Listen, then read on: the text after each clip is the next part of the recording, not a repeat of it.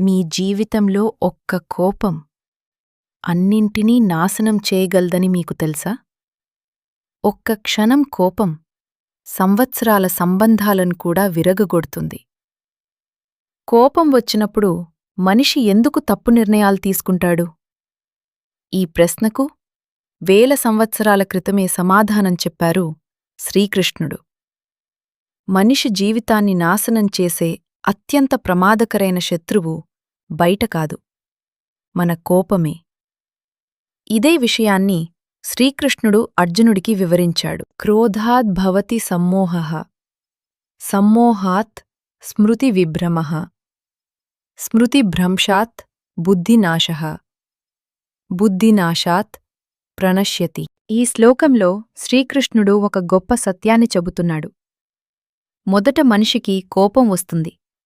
ఆ కోపం వల్ల మనిషి సమ్మోహం అంటే గందరగోళంలో పడిపోతాడు. అంటే ఏది సరి ఏది తప్పు అనే ఆలోచన మాయమవుతుంది. తరువాత ఆ గందరగోళం వల్ల మనిషి స్మృతి విభ్రమంలో పడిపోతాడు.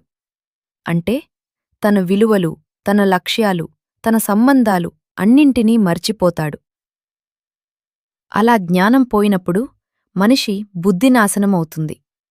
బుద్ధి లేకుండా తీసుకునే నిర్ణయాలు ఎప్పుడూ తప్పే అవుతాయి. అప్పుడు శ్రీకృష్ణుడు చెప్పిన చివరి మాట చాలా గంభీరంగా ఉంటుంది.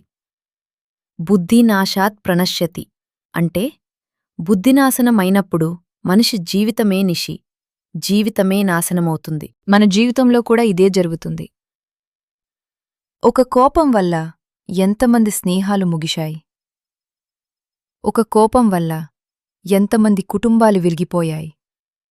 ఒక కోపం వల్ల ఎంతమంది జీవితాలు దెబ్బతిన్నాయి? కొన్నిసార్లు మనకు తరువాత బాధగా అనిపించే మాటలు మనమే కోపంలో మాట్లాడతాం. కాని ఆ మాటలు తిరిగి తీసుకోలేం.